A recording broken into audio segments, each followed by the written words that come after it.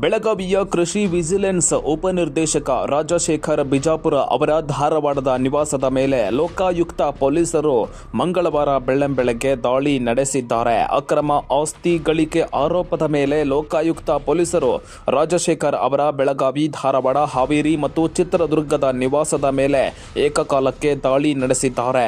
ರಾಜಶೇಖರ್ ಅವರು ಈ ಹಿಂದೆ ಧಾರವಾಡದ ಕೃಷಿ ಇಲಾಖೆಯ ಜಂಟಿ ನಿರ್ದೇಶಕರಾಗಿಯೂ ಕರ್ತವ್ಯ ನಿರ್ವಹಿಸಿದ್ರು. ಆದ್ದರಿಂದ ಅವರ ಧಾರವಾಡ ಕೆಳಗೇರಿ ಸನ್ಮತಿ ನಗರದಲ್ಲೂ ಮನೆ ಹೊಂದಿದ್ರು. ಈಗ ಲೋಕಾಯುಕ್ತ ಎಸ್ಪಿ ಸಿದ್ದಲಿಂಗಪ್ಪ ಅವರ ನೇತೃತ್ವದಲ್ಲಿ ಲೋಕಾಯುಕ್ತ ಪೊಲೀಸರು ದಾಳಿ ನಡೆಸಿ ಪರಿಶೀಲನೆ ಮಾಡ್ತಾ ಇದ್ದಾರೆ.